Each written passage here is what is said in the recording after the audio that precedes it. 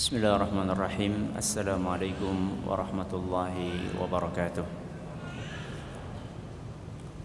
إن الحمد لله نحمده ونستعينه ونستغفره ونعوذ بالله من شرور أنفسنا ومن سيئات أعمالنا.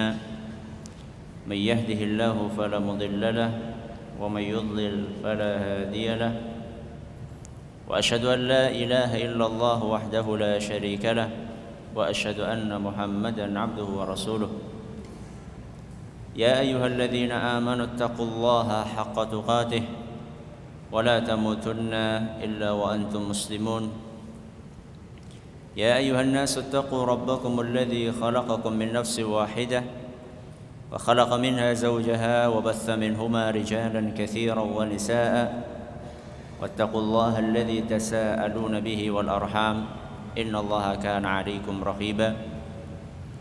يا أيها الذين آمنوا اتقوا الله وقولوا قولا سديدا يصلح لكم أعمالكم ويغفر لكم ذنوبكم ومن يطع الله ورسوله فقد فاز فوزا عظيما. أما بعد فإن أصدق الحديث كتاب الله وخير الهدي هدي محمد صلى الله عليه وسلم وشر الأمور محدثاتها وكل بدعة ضلالة.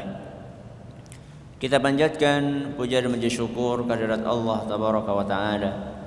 Pada kesempatan pagi menjelang siang yang berbahagia kali ini, kita kembali diberi kekuatan, kesehatan, hidayah serta taufik dari Allah Jalla wa Ala, sehingga kita bisa kembali menghadiri salah satu kajian yang kita harapkan semoga Allah Tabaraka wa Ta'ala berkenan untuk melimpahkan kepada kita semuanya ilmu yang bermanfaat, sehingga bisa kita amalkan sebagai bekal untuk menghadap kepada Allah Jalla wa Ala. Amin ya Rabbal Alamin. Salam dan salam semoga senantiasa tercurahkan kepada junjungan kita Nabi besar Muhammad sallallahu alaihi wasallam, pada para sahabatnya, keluarganya, dan umatnya yang setia mengikuti tuntunannya hingga di akhir nanti. Para hadirin dan hadirat sekalian yang kami hormati, dan juga segenap pendengar Radio Insani 88 FM di Purbalingga, Purwokerto, Banjar, dan sekitarnya. Sebelum kita memasuki materi pada kesempatan kali ini, yaitu fikih sirah, saya ingin menyampaikan beberapa pertanyaan kepada jamaah sekalian yang bisa menjawab supaya mengangkat tangannya.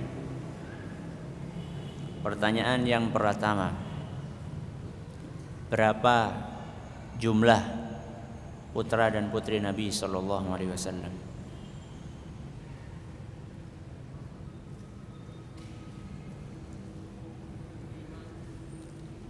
Lima, Anda belum beruntung. 6, Anda belum beruntung. 7, nanti kalau dari 1 sampai 10 akan ketemu. Betul, 7. Alhamdulillah. Dari 7 itu yang putra berapa, yang putri berapa?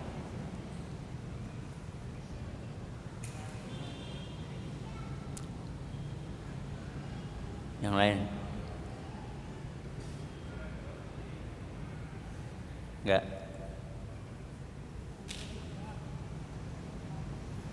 Putra 3, putri 4. Alhamdulillah benar. Pertanyaan berikutnya, sebutkan 7 putra dan putri Nabi sallallahu alaihi wasallam urut dari nomor 1 sampai nomor 7.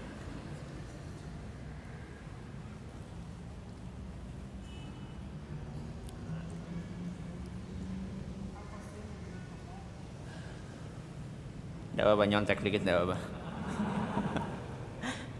Terus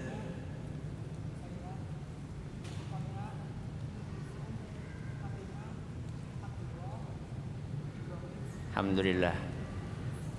Nyontek ya. Tidak apa-apa. Yang pertama, kalau urut ya, urut. Yang pertama namanya siapa? Al-Qasim.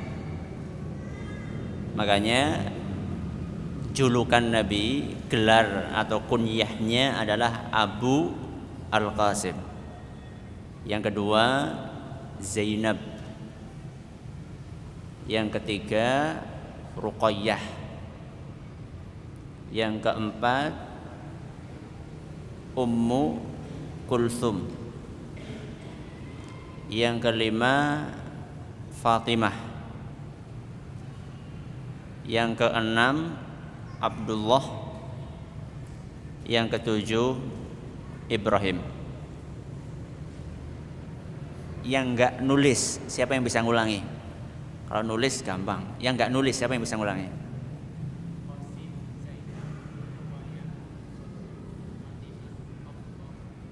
Bagus. Dari 7 putra Nabi SAW. Ini belum belajar kok udah ujian Ustaz.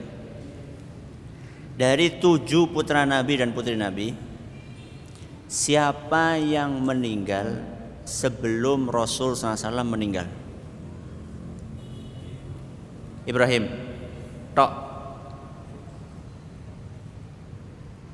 Yang lain? Dari 7 putra dan putri Nabi SAW, siapa yang meninggal sebelum Nabi SAW meninggal?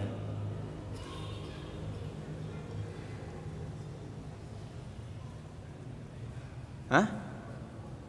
Siapa? Zainab, Ibrahim dan Zainab.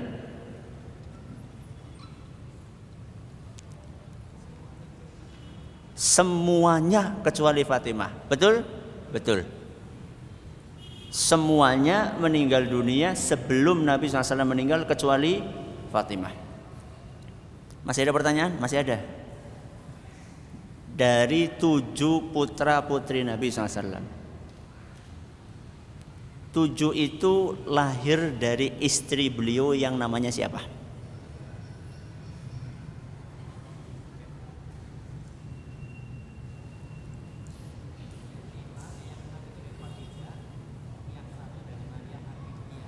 Yang 6 dari Khadijah, yang 1 dari Maria Al-Qibtiyah. Yang dari Khadijah siapa? Terus Ibrahim. Yang nomor 1 sampai nomor 6 itu adalah lahir dari istri beliau Khadijah. Sedangkan yang ke-7 siapa? Ibrahim, itu lahir dari istri beliau Maria Al-Qibtiyah. Selesai pertanyaannya. Ini kalau sampai tidak terjawab, nggak jadi kita belajar hari ini. Karena ini menggambarkan kepada kita betapa kita kurang memberikan perhatian yang proporsional kepada sejarah Nabi kita Muhammad SAW. Siapa di antara yang hadir di sini, termasuk yang ngomong, pernah membaca sejarah Nabi Muhammad SAW dari awal sampai akhir? Khatam sejarah Nabi SAW. Ngacung. Siapa di antara jamaah sekalian yang sudah khatam baca komik Koping Ho? Nggak ada? Malu ini. Kayaknya ada ini. Kata orang dulu, siapa di antara jamaah sekalian yang sudah khatam baca Api di Bukit Menoreh? Gak ada? Siapa di antara jamaah sekalian yang masih anak-anak sudah khatam Kung Fu Boy? Baik yang new maupun yang lama. Sudah ada kan? Begitulah kondisi kita jamaah sekalian di dalam mempelajari sirah Nabi kita Muhammad sallallahu alaihi wasallam. Pertama, ketika kita memberi judul fikih sirah Nabi, tentu kita perlu mengetahui terlebih dahulu apa yang dimaksud dengan sirah Nabi sallallahu alaihi wasallam. Bacanya itu bukan sirah. Nanti dikira sirah yang berarti apa? Kepala. Ini bacanya adalah sirah, ya. Sirah Nabi sallallahu alaihi wasallam adalah perjalanan hidup Nabi kita Muhammad sallallahu alaihi wasallam mulai dari sejak lahir sampai wafat. Masih ditambah dengan berbagai kejadian yang berkenaan dengannya. Ini yang dimaksud dengan sirah Nabi sallallahu alaihi wasallam. Karena definisinya panjang, makanya diringkas dengan kata sirah Nabi sallallahu alaihi wasallam. Terus di pengumuman, di pamflet yang disebarkan itu judulnya bukan hanya sirah Nabi, tapi di situ disebutkan fikih sirah Nabi. Fikih sirah itu apa Ustaz? Selama ini kita tahunya fikih itu fikih sholat, fikih puasa, fikih zakat, fikih haji. Kok ini ada fikih sirah itu dari mana Ustaz? Dan apa maksudnya? Fikih sirah itu bukan hanya sekedar belajar sirah saja. Kalau sekedar belajar sirah saja, mungkin kita hanya belajar tentang tahun, tentang tanggal, tentang nama, tentang tempat, nama orang, nama tempat, kejadian apa, jumlahnya sekian, yang perang, pasukan kaum musyrikin sekian, pasukan kaum muslimin sekian. Ini baru belajar tentang sirah secara dasar. Dan ini belum cukup bagi seorang muslim. Seorang muslim dia tertuntut untuk mempelajari sejarah nabinya sallallahu alaihi wasallam, bukan hanya sekedar mempelajari tahun, nama, tempat dan seterusnya. Tapi yang lebih penting dari itu adalah bagaimana kita bisa mengambil pelajaran dari kehidupan Nabi sallallahu alaihi wasallam.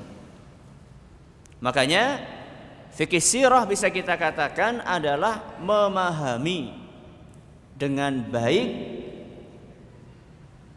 dan mengambil pelajaran dari sirah Nabi sallallahu alaihi wasallam.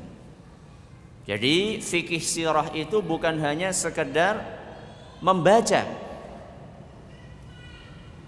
ritual atau rutinitas yang terjadi pada zaman Nabi SAW, tapi kita berusaha untuk mengambil pelajarannya. Setelah diambil pelajarannya, untuk kita aplikasikan dalam kehidupan sehari-hari, sehingga betul-betul kehidupan kita itu diwarnai dengan warna yang ada dalam kehidupan Nabi Sallallahu Alaihi Wasallam. Karena kenyataannya masih banyak di antara kaum muslimin yang mereka membaca sejarah Nabi Sallallahu Alaihi Wasallam, maaf, seperti membaca mantra. Membaca apa? Mantra.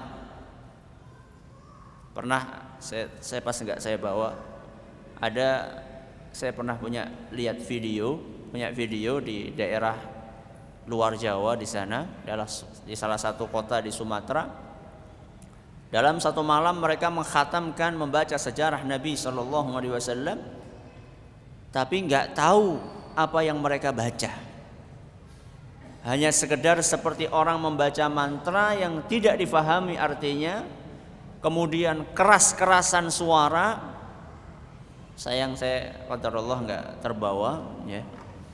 Kalau terbawa itu bisa antum lihat bagaimana orang-orang itu banyak sekali di antara mereka yang membaca sejarah hanya seperti membaca mantra-mantra yang tidak difahami artinya. Itu pun dibaca cuma setahun sekali. Memang sangat mengenaskan di tengah gempuran budaya barat, masih banyak di antara kaum muslimin yang seperti itu terhadap sejarah nabinya Muhammad sallallahu alaihi wasallam. Berikutnya, mengapa kita mempelajari sirah Nabi sallallahu alaihi wasallam? Mengapa coba? Ada yang tahu? Mengapa kita mempelajari sirah Nabi SAW? Loh, antum di sini datang ke sini buat apa? Mengapa kita belajar sirah Nabi? Apa? Untuk mengikuti apa? Mengikuti jejak hidup Nabi SAW. Ada yang lain? Cuma satu saja alasannya?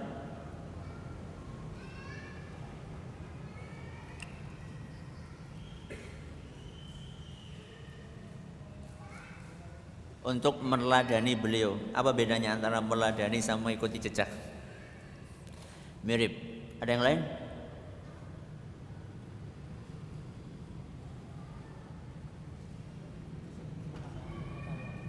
Menambah pengetahuan. Terus kalau sudah tahu, cuma untuk menambah pengetahuan saja. Yang lain?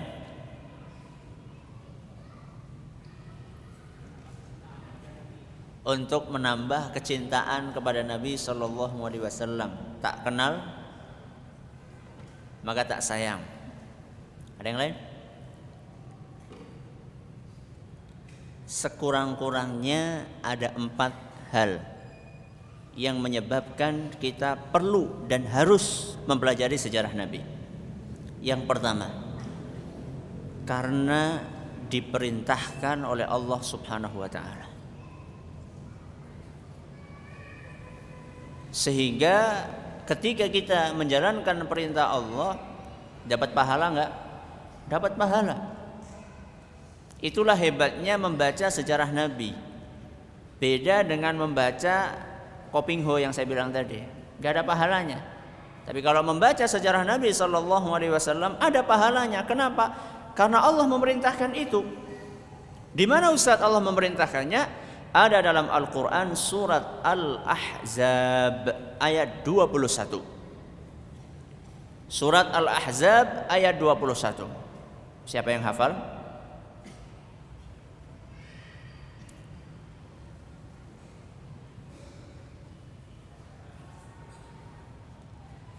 Laqad kana lakum fi Rasulillahi uswatun hasanah. Telah ada di dalam diri Nabi Sallallahu Alaihi Wasallam uswah hasanah. Apa artinya uswah hasanah? Contoh yang baik.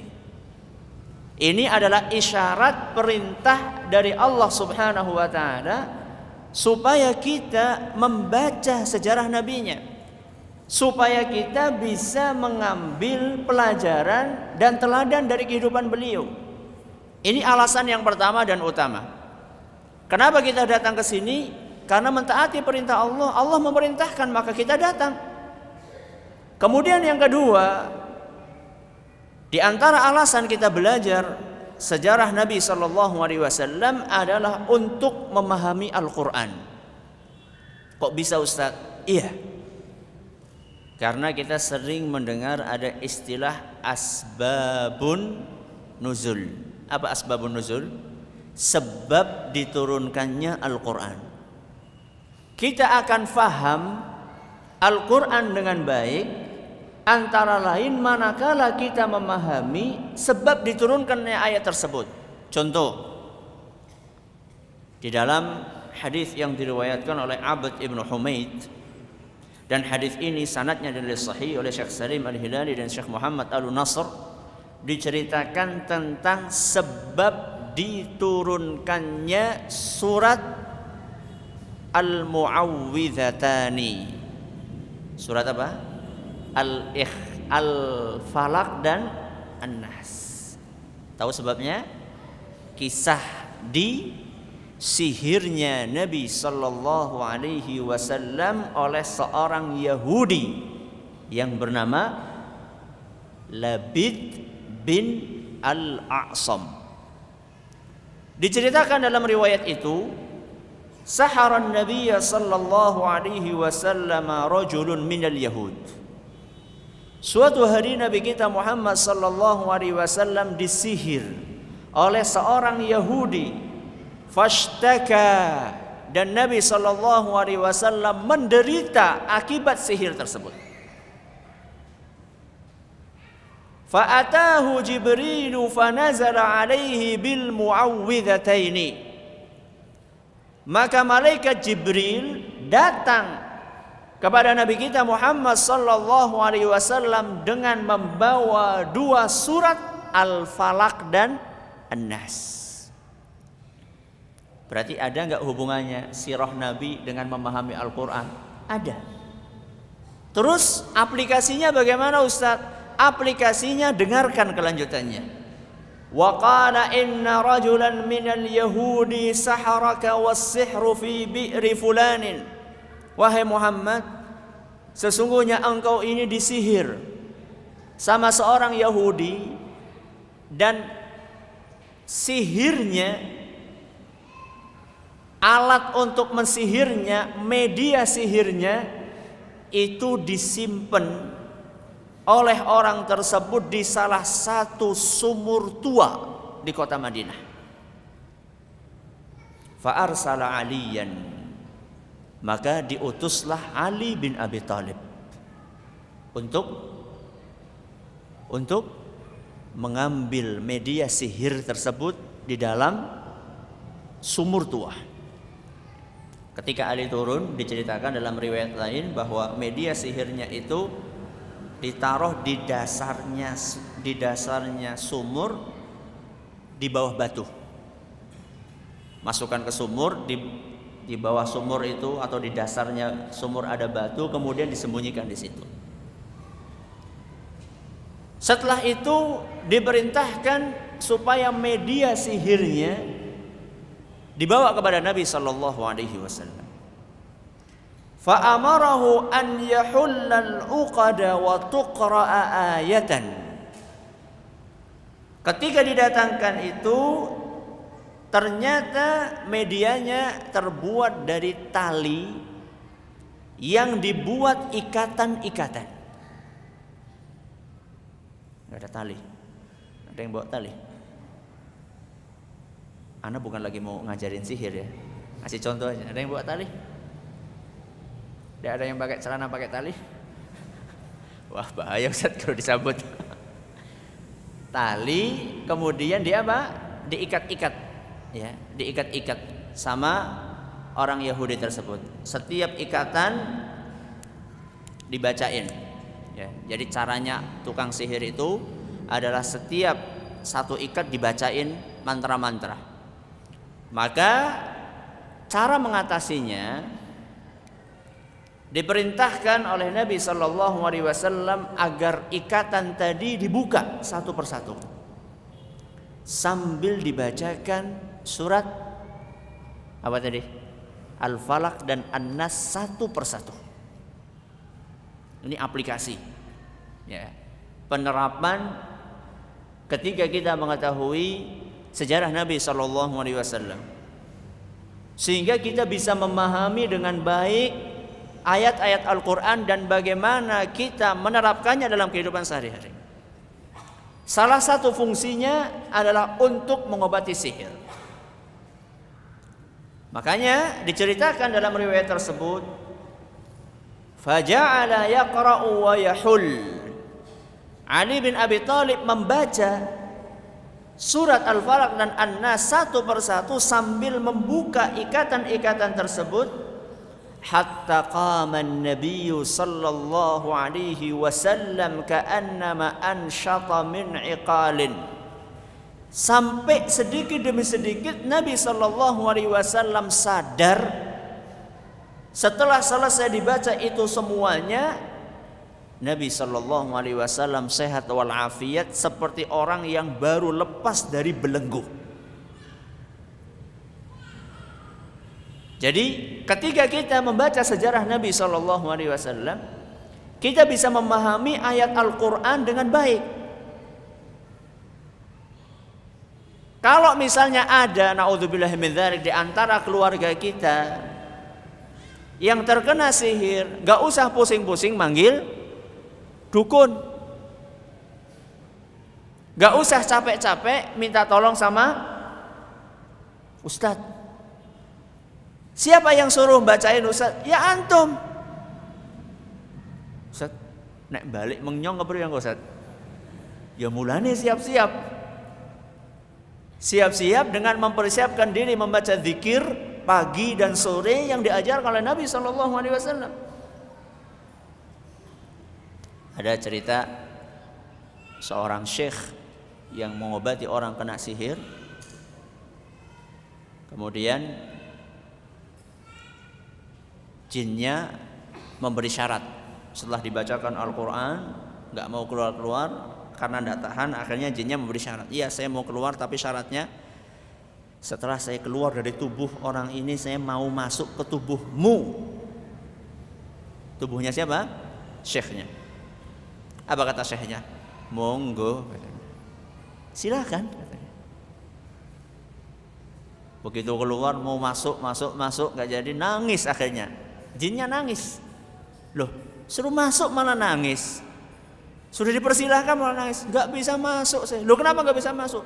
Tadi pagi engkau membaca La ilaha illallah wahdahu la syarikalah lahul mulku wa lahul hamdu wa huwa ala kulli syai'in qadir 100 kali. Berapa? 100 kali. Siapa yang tadi pagi baca 100 kali? Apa? Takut riak ya? Atau malah enggak baca memang? Ya. Ini adalah sebab yang kedua.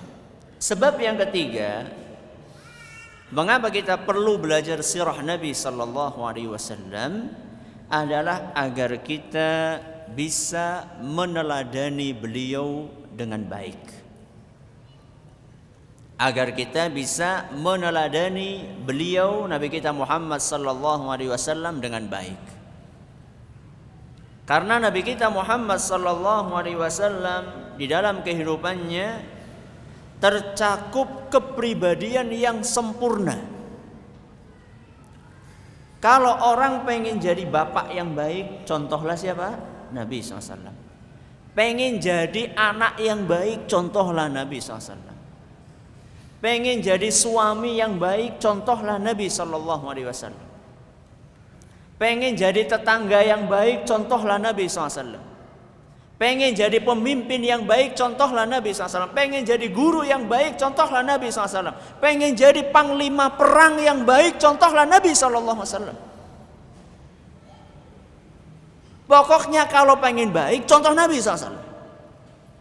Kalau pengen menjadi hamba yang baik, yang punya hubungan yang baik dengan Allah, contohlah Nabi SAW. Ada sebuah buku menarik, judulnya Al-Islamu wa Nabiyul Islam. Artinya agama Islam dan nabinya orang Islam. Siapa nabinya orang Islam? Nabi kita Muhammad SAW. Ditulis oleh Syekh Muhammad bin Rizq Tarhuni. Di mukadimah buku ini beliau menjelaskan berbagai kepribadian Nabi SAW dari sekian banyak sisi. Saya akan contohkan di sini beberapa contoh. Pertama, contoh kepribadian Nabi SAW yang baik manakala berhubungan dengan Allah tabaraka wa taala. Diceritakan oleh Aisyah radhiyallahu anha, kana Rasulullah sallallahu alaihi wasallam idza shalla qama hatta tafattara rijlahu. Bahwasanya Nabi kita Muhammad sallallahu alaihi wasallam kalau salat malam, maka beliau salat sampai kedua kakinya bengkak. Saking lamanya beliau berdiri. Bisa dibayangkan lamanya karena beliau dalam satu rakaat bisa membaca surat Al-Baqarah suratannya. Suratannya apa? Surat Al-Baqarah. Ngacung. Aku enggak ngacung. Yang pernah sholat malam suratannya Al-Baqarah. Pernah Ustaz? Allahu la ilaha illa huwal hayyul qayyum. Iya, itu satu ayat dalam surat Al-Baqarah. Oh, anak pernah Ustaz. Apa? Alif lam mim. Allahu akbar. Duh. Cepat teman surat Al-Baqarah ya. Bukan itu, Nabi kita Muhammad SAW dari ayat pertama sampai ayat terakhir. Berapa panjangnya surat Al-Baqarah? 2 juz setengah. Dan itu masih ditambah dengan surat sesudahnya. Apa? Habis Al-Baqarah apa? Ali Imran. Habis Ali Imran? Al-Maidah. Habis Al-Maidah? An-Nisa. Benar itu urutannya. Itu dalam 2 rakaat atau 1 rakaat beliau baca suratannya itu. Kalau saya sama jenengan, apa suratannya? Maaf, dalam tanda kutip trio kul. Qul huwallahu ahad, qul a'udzu birabbil falaq, qul a'udzu birabbin nas. Kenapa kok baca itu? Saya cinta sama surat-surat tersebut. Cinta apa bebeh? Ya. Sampai bengkak. Akhirnya Aisyah bertanya kepada Nabi sallallahu alaihi wasallam, "Ya Rasulullah, atasna'u hadza wa qad ghufira laka ma taqaddama min dzambika wa ma ta'akhkhar." Wahai Rasul, mengapa engkau melakukan seperti ini? Alias mengapa engkau itu sholatnya lama banget hingga bengkak kakimu, padahal engkau ini dosa-dosamu yang telah lampau dan yang akan datang sudah diampuni. Buat apa lagi engkau seperti itu? Apalagi fungsinya, apalagi manfaatnya? Padahal engkau itu sudah diampuni dosa-dosamu yang terdahulu dan yang akan datang. Dan sudah pasti masuk surga. Apa jawaban Nabi SAW memberikan pelajaran kepada kita?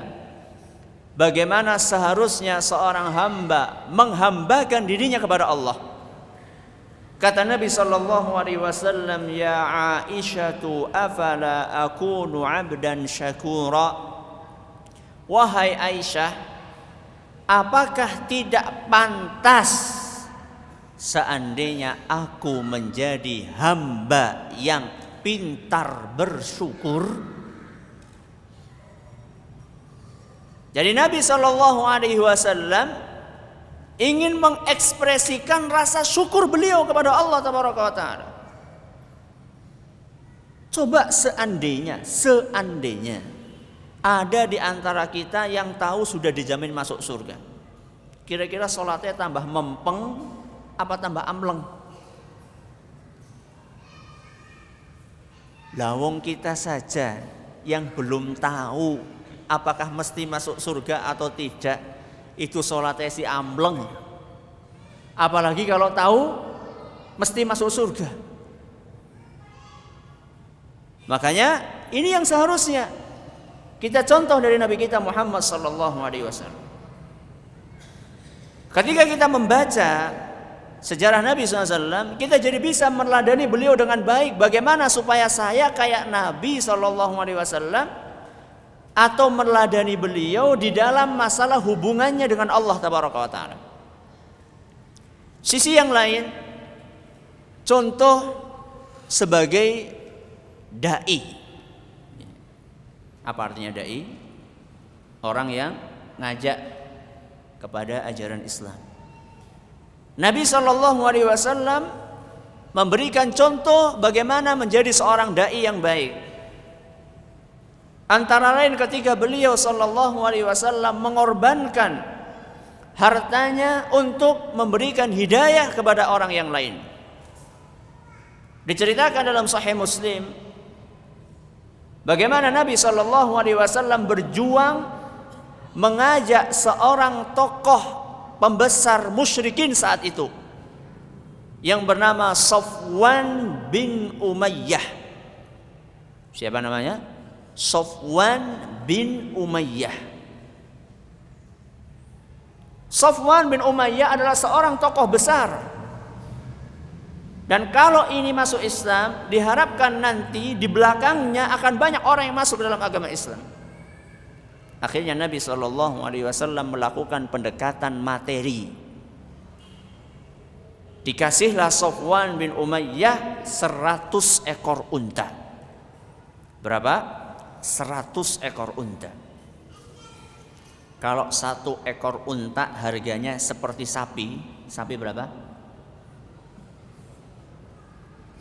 Berapa? 14. Ben gampang ngitungnya ya, 10 bae ya. Misalnya sapi harganya 10 juta misal, ya. Berarti kali 100 berapa? Berapa? 100 kali 10 juta berapa? 1000 juta. 1 miliar. Kasih berapa? 1 miliar. Coba di sini angkat tangan siapa yang pernah ngajak orang ngasih segitu? Tidak ada? Ya sudahlah, nggak usah 1 miliar, 100 juta aja lah. 100 juta kok aja Ustaz? Nggak ada? Ya udah saya turunkan 10 juta. Nggak ada juga? 1 juta? Nggak ada? 1.000? 1.000 perak? 1 miliar dikeluarkan oleh Nabi kita Muhammad SAW untuk mengajak orang mau memeluk agama Islam. Setelah dikasih 100 ekor unta, belum mau masuk Islam. Belum mau masuk Islam. Gimana perasaan jenengan? Ngasih orang 1 juta, urung gelem mlebu Islam. 1 juta loh, ini 1 miliar, belum masuk Islam. Nabi SAW tidak patah arang. Ditambah lagi oleh beliau 100 ekor unta lagi. Berarti berapa? 2M. Belum masuk Islam juga. Kebangetan apa orang? Ditambah lagi oleh beliau 100 ekor unta lagi. Berarti berapa ekor? 300 ekor unta yang kalau dirupiahkan sekitar 3 miliar baru masuk Islam. Efeknya bagaimana Ustaz? Dalam diri Safwan bin Umayyah, ketika Nabi SAW memberikan pemberian sedemikian rupa, efeknya diceritakan langsung oleh Safwan bin Umayyah. Kata beliau, wallahi laqad a'tani Rasulullah sallallahu alaihi wasallam ma a'tani wa innahu la abghadun nasi ilai. Demi Allah, kata dia, ketika saya dikasih oleh Nabi sallallahu alaihi wasallam onta tersebut pertama kali, Nabi adalah manusia yang paling saya benci di muka bumi. Nabi adalah manusia yang paling dibenci oleh Safwan bin Umayyah. Ketika dikasih 100, fama bariha yu'tini hatta innahu la ahabbun nasi ilayya. Ketika ditambah 100 berubah menjadi manusia yang paling saya cintai di muka bumi. Luar biasa, dari paling dibenci berubah menjadi paling dicintai. Dengan apa? Dengan pendekatan. Bahkan kadang-kadang Nabi SAW mengajak orang sampai diberi dengan kambing sebanyak ma baina jabalain, 1 lembah. Nek cara dewek jan sealun-alun. Kalau alun-alun depan itu dikasih kambing berapa isinya? Pernah ada yang punya kambing sealun-alun? Dikasihkan semuanya sama 1 orang. Akhirnya orang tersebut lari terbirit-birit pulang ke kaumnya. Ya kaum aslimu, wahai kaumku, masuk Islam. Inna Muhammadan yu'ti ata'an ma yakhshal faqr. Sesungguhnya Nabi kita Muhammad sallallahu alaihi wasallam memberi hadiah seperti orang yang tidak pernah takut miskin. Kalau kita ngasih kan mikir-mikir kan, jadi duit 1 juta, arep infak 1000 be mikir. Wah 1000, engko ya dadi ora 1 juta maning. Engko dadine pira? 900, 90, 1000 ya ora marem. Ini berarti kita memberi masih takut miskin. Ini teladan Nabi SAW sebagai seorang apa? Dai. Kalau dulu Nabi SAW dakwah ngasih, ya. Kalau sekarang yang dakwah malah dikasih. Ya. Kalau dulu Nabi kita Muhammad SAW ngeluarin duit beliau banyak-banyak. Kalau sekarang dakwah dijadikan sebagai mata pencaharian. Ya. Meladani Nabi SAW sebagai seorang dai. Yang lainnya, bagaimana meneladani beliau sallallahu alaihi wasallam sebagai seorang guru.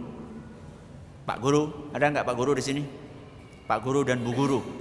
Kalau mau menjadi guru yang baik, contohlah Nabi kita Muhammad sallallahu alaihi wasallam. Ada buku bagus lagi dipinjam, bahasa Arab, judulnya Al-Muallimul Awwal. Diterbitkan dalam edisi Indonesia, judulnya Beginilah Seharusnya Menjadi Guru. Beginilah seharusnya menjadi guru. Dikarang oleh seorang penulis namanya Fuad Asy-Syalhub. Fuad Asy-Syalhub. Di situ dijelaskan bagaimana Nabi SAW menjadi guru yang baik. Saya bawakan contoh, salah satu contoh bagaimana Nabi SAW menjadi guru yang baik. Diceritakan oleh seorang sahabat yang bernama Muawiyah ibnul Hakam. Siapa nama sahabatnya? Muawiyah ibnul Hakam. Kata beliau, "Baina ana usalli ma'a Rasulillah sallallahu alaihi wasallam." Ketika aku lagi sholat beserta Nabi sallallahu alaihi wasallam, lagi makmum. Idz 'atasa rajulun minal qaum. Tengah-tengah sholat tiba-tiba ada di antara salah satu jamaah yang bersin. Faqultu, maka aku pun menyahut, membalas, yarhamukallah. Lagi apa? Lagi sholat. Baru belajar etika menjawab orang yang bersin. Tengah-tengah sholat, Muawiyah bin Al-Hakam ini ada yang bersin, maka dia pun menjawab yarhamukallah.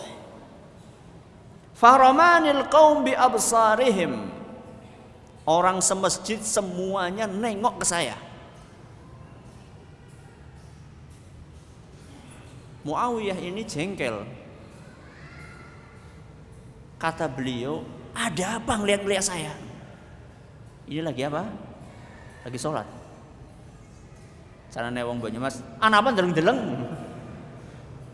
Sudah mengucapkan yarhamukallahnya keras, diliatin sama orang malah tambah ngomong. Alhamdulillah para sahabat tidak terpancing. Kalau terpancing kan bubar kabeh. Ana deleng-deleng, gue lo aja ngomong kayak gue ya bubar kabeh engko salate.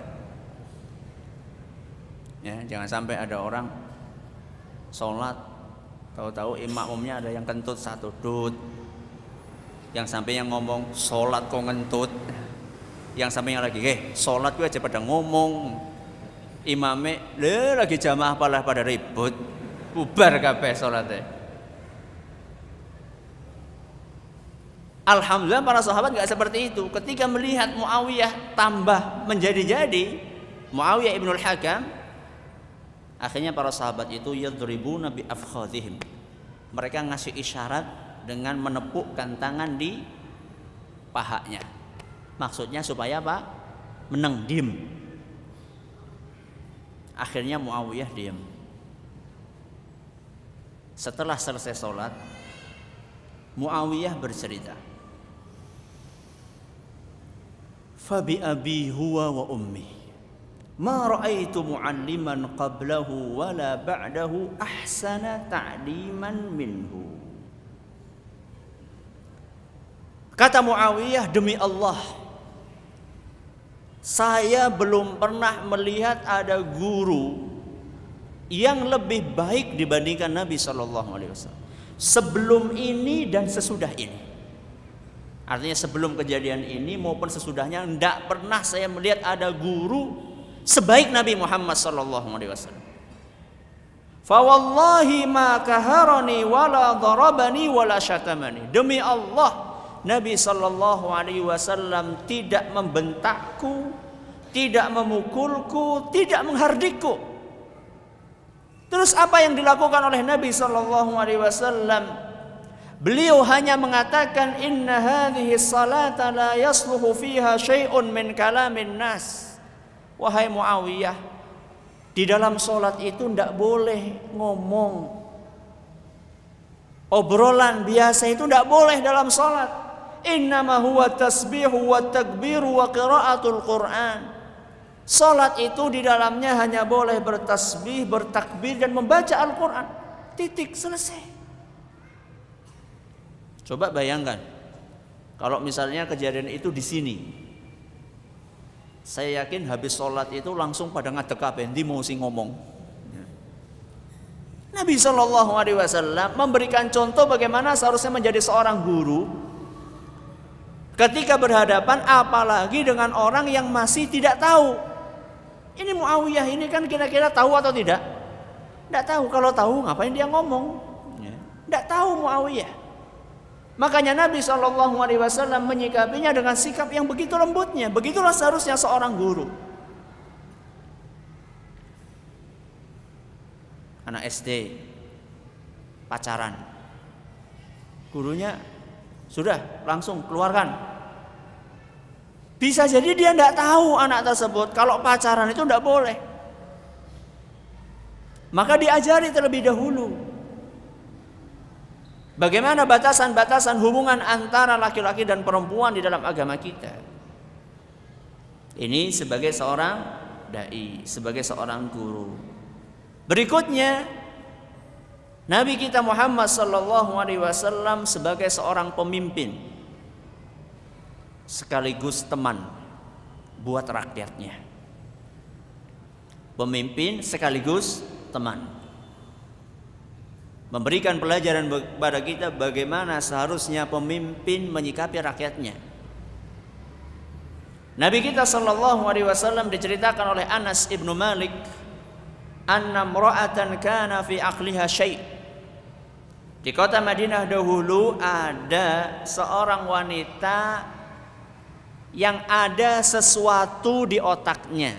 Apa maksudnya? Ada sesuatu di otaknya. Apa maksudnya? Ini bahasa lembut dari ungkapan halus dari, paham? Ungkapan halus dari wanita ini kurang waras. Faqalat ya Rasulullah inna li ilaika hajatan. Wanita yang kurang waras itu suatu hari datang kepada Nabi, ya Rasulullah, saya punya keperluan penting sama kamu. Coba kalau misalnya jenengan lagi jalan tahu-tahu dipanggil sama orang gila. Apa yang dilakukan? Apa? Lari kan? Iya. Padahal kan belum tentu dia mau mukul. Bisa jadi dia mau nanya apa, misalnya dia baca koran misalnya nggak paham, Mas ini siapa? Gitu. Mungkin enggak? Mungkin. Lihat bagaimana Nabi SAW sebagai seorang pemimpin, sekaligus sebagai teman untuk rakyatnya. Kata Nabi SAW, ya umma fulanin unzuri ayyassikaki syi'ti hatta aqdiya laki hajataki. Wahai fulanah, ummu fulan, kamu cari saja di jalan mana di kota Madinah ini yang kamu pengen bicara sama saya, sehingga saya bisa menyelesaikan problematika yang kamu hadapi. Jadi Nabi SAW itu bukan hanya mendengarkan keluhan dari wanita yang kurang waras itu di situ. Bahkan Nabi SAW menawarkan, kamu pengen ngomong sama saya di mana? Silahkan. Fakhala ma'aha fi ba'di turuqi hatta faragat min hajatiha. Akhirnya Nabi SAW mengikuti, membuntuti wanita tersebut. Kamu pengennya ngomong di mana? Oh, saya pengennya ngomong di jalan sana. Ayo. Datang Nabi SAW bersama beliau, kemudian mendengarkan apa yang disampaikan oleh wanita tersebut sampai selesai urusannya. Hadis riwayat Muslim. Beginilah seharusnya seorang pemimpin terhadap rakyatnya. Termasuk kalau zaman sekarang mungkin semacam kepala sekolah kepada murid-muridnya. Coba bayangkan misalnya ada sebuah sekolahan kedatangan tamu, bupati atau menteri. Nah, kepala sekolahnya itu lagi jalan sama bupati tersebut, tahu-tahu ada siswanya yang masih, Pak Guru, Pak Guru. Kira-kira ditanggapi apa enggak? Ditanggapi enggak? Hah? Yakin 100%. Apa? Disetrap setelah selesai pertemuan. Ngapa ceruk-ceruk? Ini padahal mungkin siswa dia, mungkin ya pertanyaannya suatu hal yang remeh. Tapi Nabi kita Muhammad SAW memberikan contoh seorang pemimpin yang sangat peduli kepada rakyatnya. Ini sebagai seorang pemimpin. Contoh yang lainnya sebagai seorang suami. Sebagai seorang suami yang baik, Nabi kita Muhammad SAW mencontohkan dalam sebuah hadis yang diriwayatkan oleh Imam An-Nasa'i dalam Al-Kubra dan sanadnya dinilai sahih oleh Imam Ibnu Hajar Al-Asqalani. Kata Aisyah radhiyallahu anha, pada suatu hari ada anak-anak Habasyah. Anak-anak Habasyah. Habasyah itu adalah negeri di Afrika yang sekarang namanya Ethiopia. Ada anak-anak Habasyah yang lagi bermain-main. Maka Aisyah radhiyallahu anha ditawari oleh Nabi sallallahu alaihi wasallam, "Ya Humaira, atuhibbina an tanzuri ilaihim?" Apakah engkau pengen nonton anak-anak yang lagi main-main tersebut? Faqalat na'am. Maka Aisyah mengatakan, iya wahai Rasul, saya pengen nonton. Akhirnya ditemani sama Nabi SAW. Nabi duduk. Kemudian Aisyah radhiyallahu anha menyenderkan kepalanya kemana? Ke pundaknya Nabi SAW. Mesra enggak? Mesra. Coba sekarang, saya yakin banyak di antara kita bermesraan ketika pengantin baru. Ketika sudah setahun, 2 tahun, anak wis akeh, istri lendean, lendean, nyumbe kesel lendean. Lihat Nabi kita Muhammad SAW mencontohkan bagaimana menjadi seorang suami yang baik. Ya. Aisyah radhiyallahu anha menyandarkan kepalanya. Setelah sekian lama, Nabi SAW bertanya kepada Aisyah, hasbuki, gimana Aisyah? Sudah cukup apa belum? Artinya nontonnya sudah cukup atau belum? Apa kata Aisyah? La ta'jal ya Rasulullah, belum. Saya masih belum wahai Nabi, belum. Akhirnya Nabi SAW duduk lagi. Ini Aisyah tetap di sini. Sudah agak lama lagi Nabi bertanya, gimana Aisyah? Sudah selesai belum? Belum wahai Nabi, belum. Sabar Nabi SAW. Ditunggu. Setelah agak lama lagi Nabi tanya lagi, gimana Aisyah? Sudah belum? Belum wahai Nabi. Gimana kira-kira kalau jenengan kayak gitu? Belanja suwe temen. Tuku apa bae jane? Orang ngerti wong kesel apa? Dan yang lebih menakjubkan lagi, Apa sebenarnya alasan Aisyah mengatakan belum? Apakah Aisyah itu begitu asyiknya melihat anak-anak yang lagi bermain? Sebagaimana bermainnya anak-anak ini yang nggak tahu bapak dan ibunya di mana.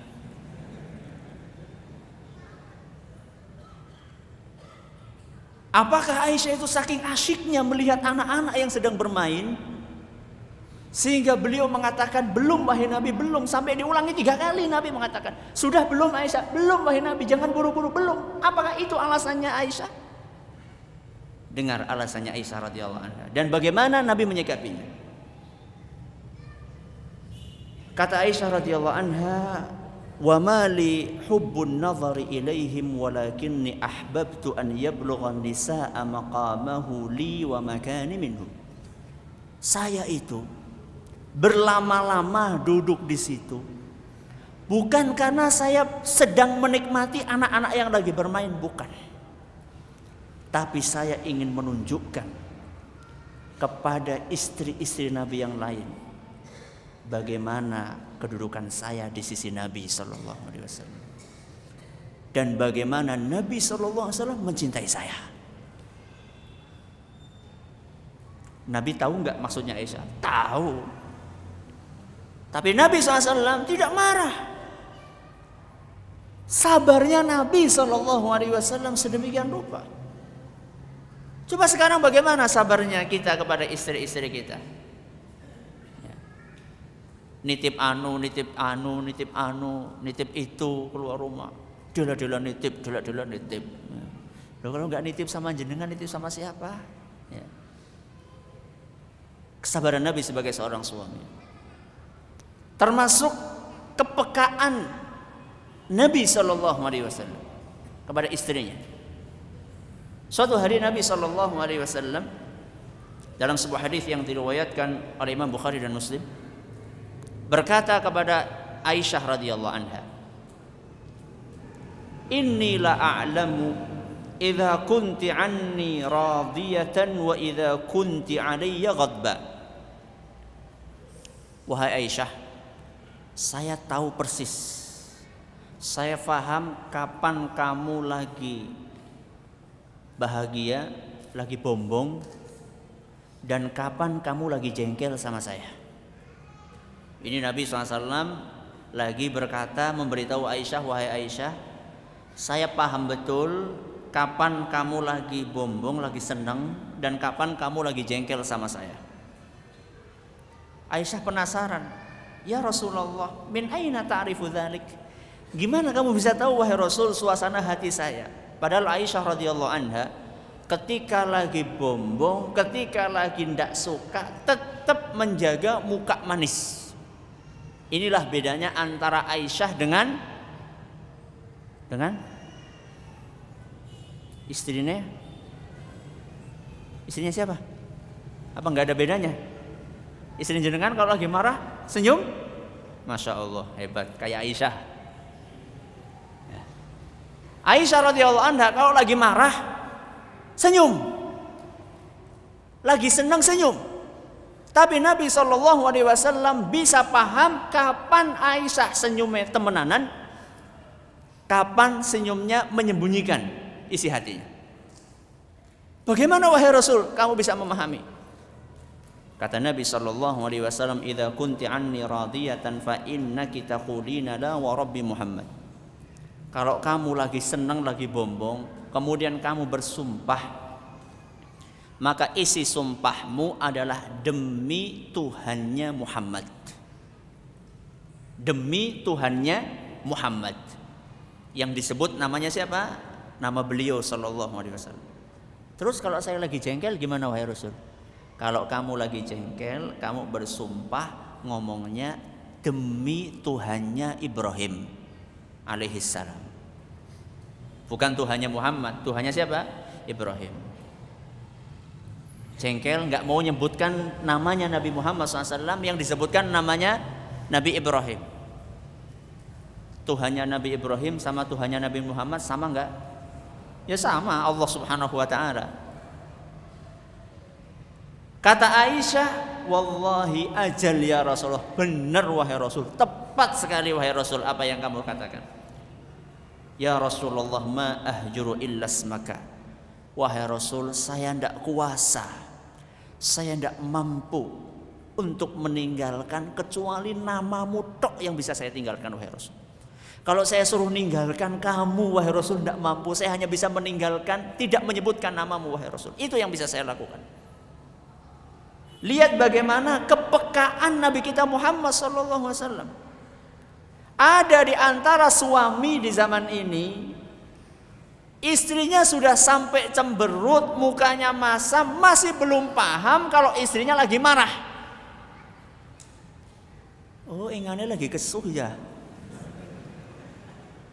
Loh mas, saya sudah muka, nggak tahu mau pasang muka kayak apa lagi, nggak tahu.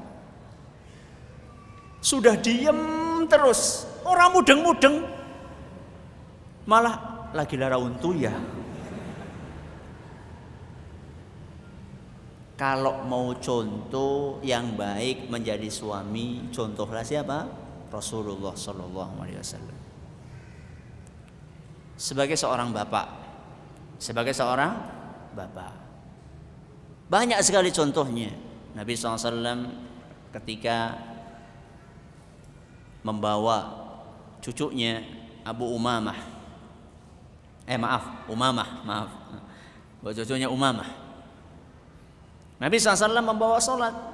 Diceritakan bahwa beliau SAW membawa cucunya Umamah ke masjid. Ketika sholat oleh beliau, ketika berdiri digendong sama beliau.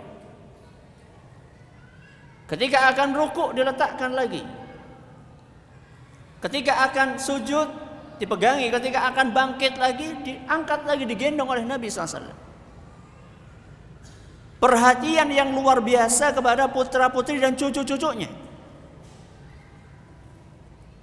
Bedakan dengan orang tua di zaman kita ini.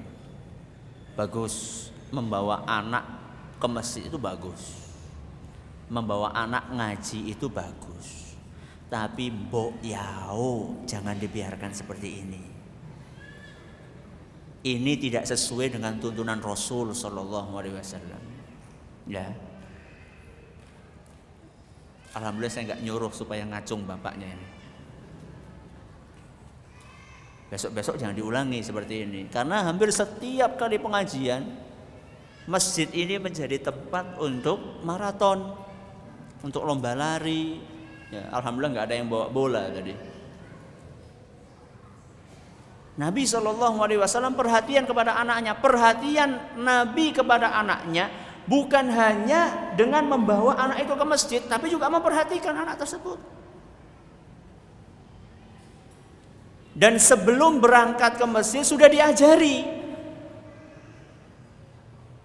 Oh, masa Ustaz nggak boleh bawa anak? Bukan nggak boleh, diajari dulu sebelum berangkat ke masjid.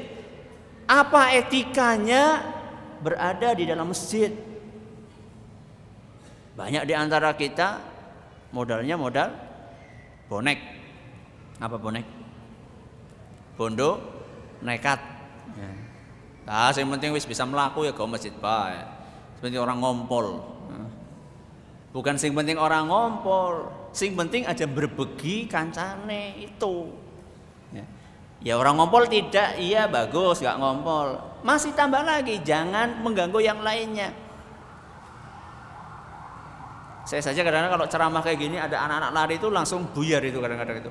Mau ngomong apa bagi ya pelajaran. Ya. Kalau mau jadi bapak yang baik, orang tua yang baik, contohlah Nabi kita Muhammad SAW. Kasih sayang beliau kepada anak-anaknya. Diceritakan bahwa Nabi SAW itu mencium Hasan dan Husain, memeluknya, mendekapnya. Banyak di antara para orang tua di zaman kita ini yang mencium anaknya itu mungkin tidak pernah. Dia pikir dengan seperti itu tuh akan kelihatan jantannya, laki banget gitu. Jadi dipikir kalau jalan anaknya dibiarin di belakang, jalannya bapak, wah, dipikirnya kalau kayak gitu tuh menjadi betul-betul laki-laki sejati gitu ya. Enggak. Nabi SAW mencontohkan sebagaimana diceritakan dalam sebuah hadis yang diriwayatkan oleh Imam Bukhari dan Muslim. Kisah ini diceritakan oleh Abu Hurairah radhiyallahu anhu bahwa Nabi SAW suatu hari mencium Al-Hasan bin Ali, cucunya. Dan saat itu ada seorang sahabat di samping beliau namanya Al-Aqra' bin Habis. Al-Aqra' bin Habis lagi duduk di samping beliau.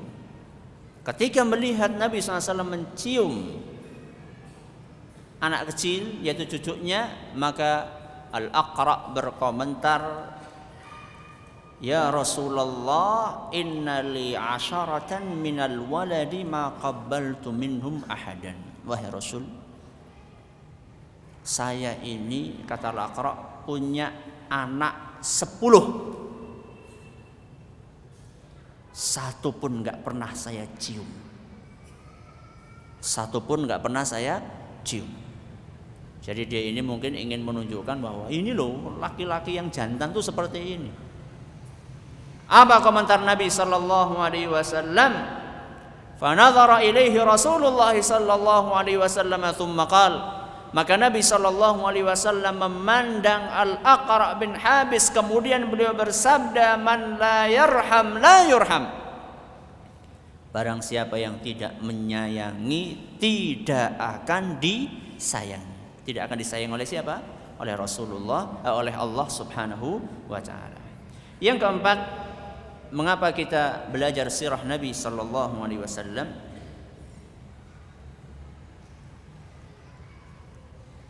Untuk memahami ilmu-ilmu yang lainnya. Ketika kita belajar sirah Nabi sallallahu alaihi wasallam, kita bisa belajar antara lain akidah. Ketika kita belajar sirah Nabi, kita bisa belajar fikih. Ketika kita belajar sirah Nabi, kita bisa belajar akhlak. Jadi ketika kita belajar sirah Nabi, dari situ kita bisa masuk ke dalam berbagai ilmu yang lainnya. Ini kalau belajarnya fikih sirah, artinya betul-betul dikaji dengan dalam. Dan ini yang kita harapkan, insya Allah kita akan berusaha seperti itu, semampu yang bisa kita lakukan. Akidah misalnya, ketika kita belajar sirah Nabi tentang detik-detik akhir hidup Nabi sallallahu alaihi wasallam, dalam hadis riwayat Bukhari, Aisyah radhiyallahu anha bercerita, "Lamma nazala bi Rasulillah sallallahu alaihi wasallam tafiqa yatrahu khamisatan lahu ala wajhihi." Ketika Nabi sallallahu alaihi wasallam dalam keadaan sekarat menjelang wafatnya, untuk mengurangi rasa sakit dan rasa panas, maka beliau sallallahu alaihi wasallam mencelupkan kain, kemudian oleh beliau digunakan untuk mengompres kepalanya. Di tengah-tengah beliau melakukan itu, beliau bersabda, "La'natullahi 'alal yahudi wan nasara." Semoga Allah Subhanahu wa taala melaknat Yahudi dan Nasrani. Ittakhadhu qubur anbiya'ihim masajid.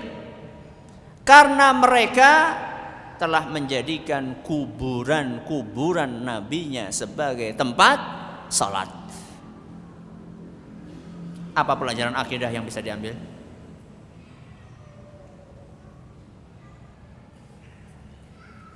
Apa pelajarannya?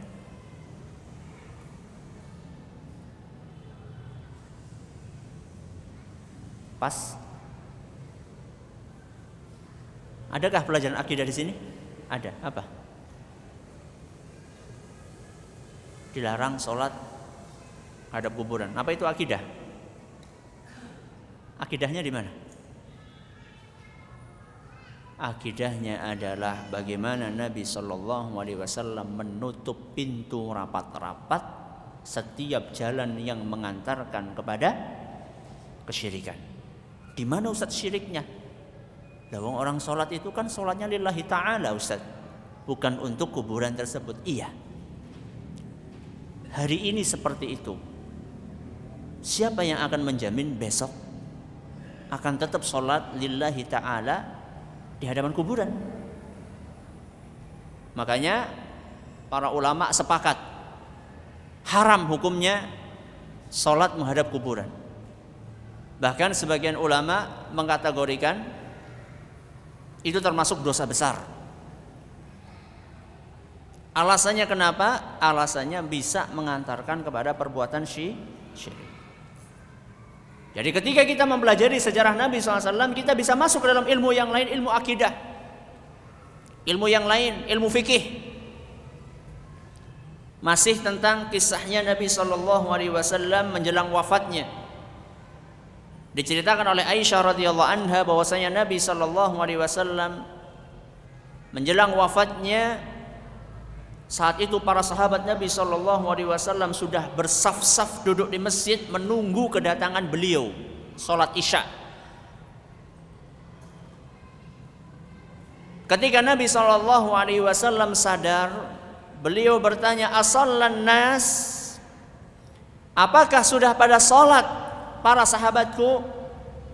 Maka orang-orang yang ada di sekeliling Nabi SAW menjawab, belum wahai Rasul, mereka menunggu kehadiranmu. Akhirnya Nabi SAW minta air untuk mandi. Setelah Nabi SAW mandi, beliau akan bangkit berjalan menuju ke masjid. Ketika bangkit itu beliau tidak sadarkan kembali, alias pingsan kembali. Setelah beberapa saat Nabi SAW siuman, kemudian bertanya dengan pertanyaan yang serupa, asallan nas, apakah orang-orang sudah pada sholat? La ya Rasulullah wa hum yantadhirunak, belum wahai Rasul, mereka menunggu kehadiranmu. Maka Nabi SAW minta didatangkan air mandi lagi beliau. Ketika akan bangkit, pingsan lagi Nabi SAW. Sampai 3 kali beliau mandi lagi, baru kemudian memerintahkan Abu Bakar untuk sholat mengimami para sahabat. Ini kisah diriwayatkan oleh Imam Bukhari. Ada pelajaran fikihnya di sini? Ada pelajaran fikihnya di sini? Ada? Ada apa enggak? Pertanyaannya ada atau tidak? Ada. Siapa yang ngomong ada tadi? Apa? Apa?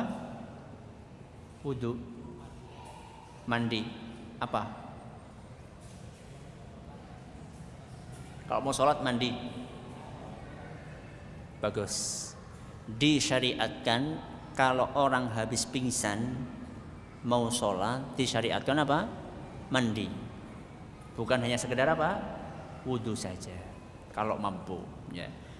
Ini adalah beberapa hal yang mendorong kita untuk belajar sirah Nabi SAW, dan masih banyak yang lainnya. Kenapa kita belajar sirah Nabi SAW? Saya kira ini cukup untuk memotivasi kita agar bisa bersemangat mempelajari sirah Nabi SAW.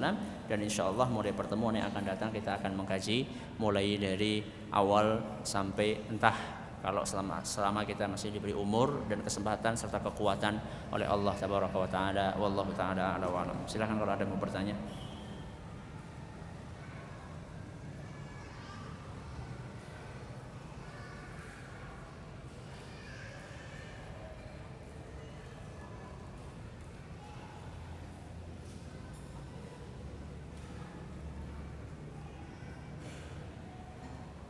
Bisa pakai kertas, bisa langsung.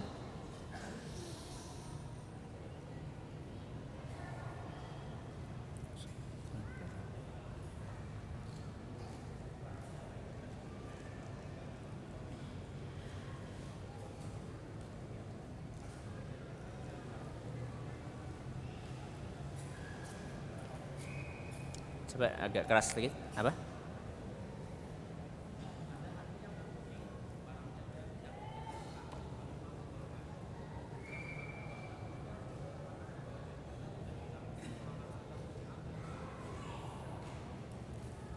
Apa maksud dari sabda Nabi sallallahu alaihi wasallam, man raghiba an sunnati falaysa minni?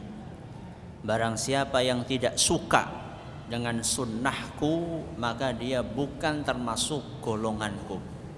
Apakah maksudnya bukan orang Islam? Atau maksudnya orang ini bukan termasuk muslim yang sejati?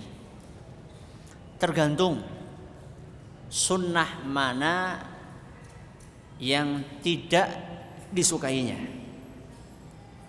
Kalau misalnya berkaitan dengan masalah-masalah prinsip akidah, tidak suka dalam arti tidak suka ini tergantung tidak sukanya, tidak suka karena tidak suka ini sebagai ajaran Nabi atau tidak suka secara tabiat manusia. Kalau secara tabiat manusia, ya siapa sih di antara manusia yang mau dibebani dengan sekian beban banyak? Asal dia itu mentaati perintah Nabi sallallahu alaihi wasallam, walaupun agak terasa berat, ini insya Allah masih termasuk muslim, walaupun kurang sempurna seperti keislamannya orang-orang yang sempurna. Namun seandainya dia membencinya itu membenci ajarannya, membenci ajaran Nabi, misalnya sholat dibenci sebagai sebuah ajaran, maka ini bisa teranggap tidak termasuk muslim lagi. Kecuali kalau misalnya dia itu tidak tahu dan belum diajari oleh orang yang tahu. Itu maksud dari man raghiba an sunnati falaysa minni. Dan hadis ini diucapkan oleh Nabi sallallahu alaihi wasallam ketika ada 3 orang sahabat yang datang kepada salah satu dari istri Nabi, bertanya kepada beliau tentang bagaimana ibadahnya Nabi sallallahu alaihi wasallam ketika di rumah. Ka'annahum taqalluha. Ketika mendengarkan apa yang disampaikan oleh istri Nabi, mereka menganggap seakan-akan tidak cukup kami seperti itu, karena Nabi itu sudah diampuni dosa-dosanya, sedangkan kami masih banyak dosa, maka kami harus lebih banyak ibadahnya dibandingkan Nabi. Maka salah satu di antara 3 orang itu mengatakan, amma ana fa asumu wa la uftir. Mulai hari ini saya akan puasa terus dan tidak akan pernah buka puasa. Kemudian orang yang kedua, la atazawwajun nisa, saya tidak akan nikah. Kemudian yang ketiga, saya akan sholat terus dan gak akan tidur. Masing-masing berusaha untuk mengamalkan amalan yang dia kuat melebihi apa yang dipraktikkan oleh Nabi SAW. Maka ketika berita itu sampai ke telinganya Nabi SAW, beliau berkata, kenapa saya dengar di antara kalian ada yang mengatakan ini dan itu? Amma ini fa asumu wa uftir. Adapun aku puasa dan juga berbuka. Wa usolli wa anam. Aku juga sholat dan tidur. Waktunya sholat, waktunya tidur. Wa atazawwajun nisa, dan aku juga nikah. Faman raghiba an sunnati falaysa minni. Barang siapa yang tidak suka dengan sunnahku, maka dia bukan termasuk golonganku. Ustaz tadi menyebutkan bahwa Nabi terkena sihir. Lalu apakah mungkin ada ajaran Nabi yang diajarkan ketika di bawah pengaruh sihir? Tidak ada ajaran Nabi SAW yang rusak gara-gara sihirnya Nabi SAW, tersihirnya Nabi SAW. Para ulama menjelaskan bahwa tersihirnya Nabi SAW tidak berpengaruh sama sekali terhadap kesempurnaan wahyu yang beliau sampaikan. Karena wahyu dari Allah itu terjaga oleh Allah tabaraka wa taala. Apakah mandi junub sudah mewakili wudu? Kemudian jika di tengah-tengah mandi kita buang air kecil, apakah wudunya batal? Yang kedua, iya, wudunya batal. Tengah-tengah, misalnya sebelum mandi wudu, habis itu mandi, di tengah-tengah mandi buang air kecil, batal enggak? Ya batal. Terus bagaimana Ustaz? Diulangi lagi. Apanya yang diulangi? Terserah. Mau diulangi wudunya atau mau diulangi mandinya? Milih yang mana? Wudunya. Kalau misalnya kita sudah mandi besar, mandi besar itu maksudnya dari ujung rambut sampai ujung kaki, itu apakah sudah mewakili wudu? Menurut sebagian ulama, kalau niatnya sebelum mandi itu adalah untuk mengangkat hadas yang kecil maupun yang besar, sudah berniat dari awal, maka menurut sebagian ulama sudah terwakili wudunya. Makanya ada sebagian ulama mengatakan bahwa kalau orang mandi, yang penting semuanya basah, karena bangun-bangun subuh sudah qomat, ternyata celananya basah alias mimpi. Mau mandi dengan aturan yang diajar oleh Nabi, kelamaan nanti masbuk, akhirnya nyemplung kemana? Nyemplung ke, bukan ke sumur, nyemplung ke bak, plung, pluk, pluk, pluk, pluk, pluk, pluk. Dari ujung kepala sampai ujung kaki basah semuanya. Terus langsung pakai baju lari. Itu terwakili? Iya. Itu sudah sah. Kalau yang afdol bagaimana? Yang afdol jangan bangun pas qomat. Yang afdol seberapa jam sebelum azan sudah bangun, kemudian mandi pelan-pelan. Kalau yang sesuai dengan apa yang diajarkan oleh Nabi, itu adalah wudu terlebih dahulu. Sebelum wudu membasuh kemaluan terlebih dahulu, ya, dengan sabun dibasuh sampai bersih.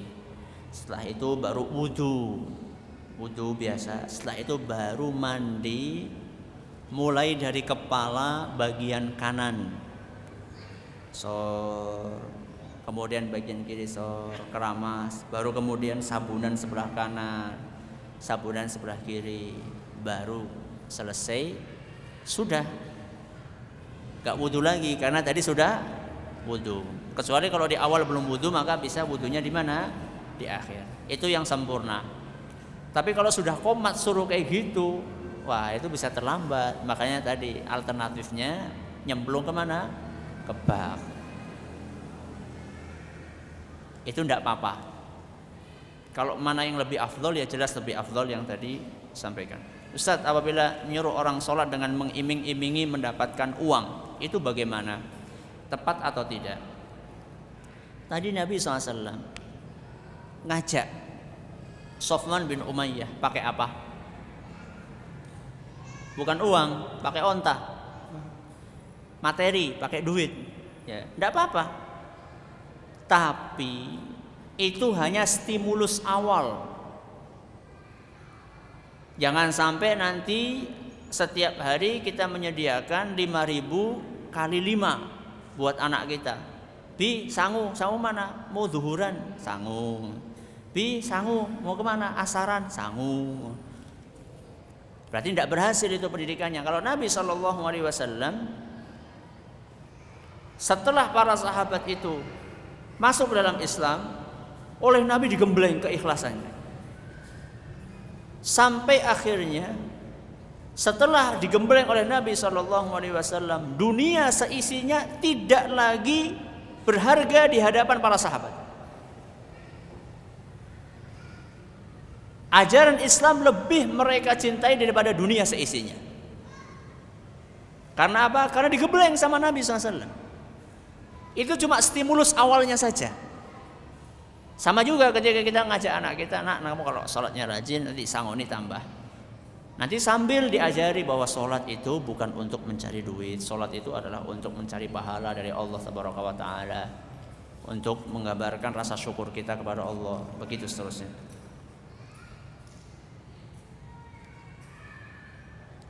Kenapa Nabi kok bisa terkena sihir padahal beliau tentunya sudah zikir pagi dan petang? Siapa bilang kalau zikir pagi dan petang enggak kena sihir? Itu adalah janji dari Allah Subhanahu wa Ta'ala. Terkadang Allah Subhanahu wa Ta'ala menghendaki sesuatu agar diambil hikmahnya. Apa hikmahnya, Ustaz? Nabi terkena sihir. Hikmahnya di antaranya adalah untuk menjelaskan bahwa beliau adalah manusia biasa.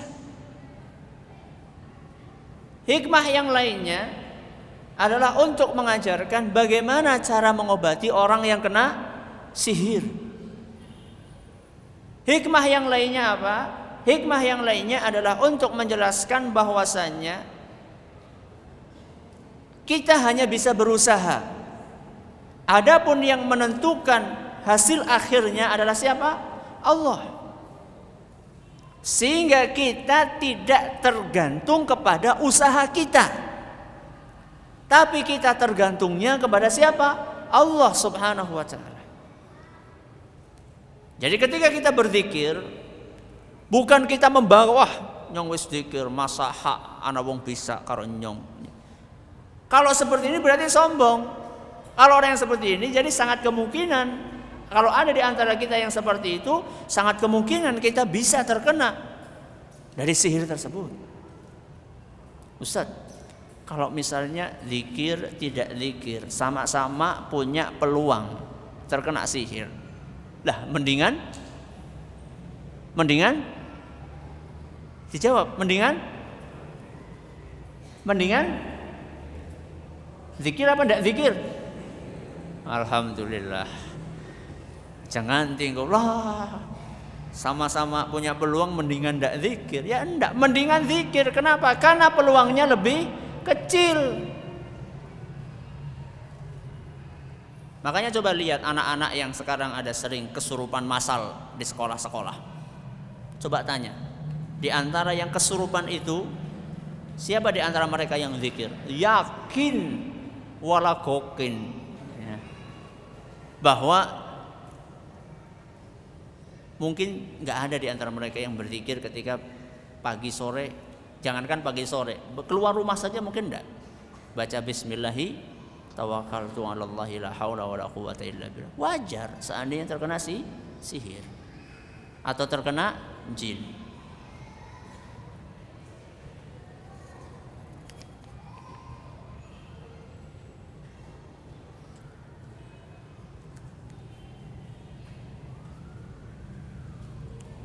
Allah Ta'ala a'la wa alam. Sampai di sini pengajian kita pada kesempatan kali ini. Terima kasih atas perhatiannya. Mohon maaf atas segala kurangnya. Kita tutup dengan membaca Subhanakallahumma wa bihamdika asyhadu an la ilaha illa anta astaghfiruka wa atubu ilaik. Assalamualaikum warahmatullahi wabarakatuh.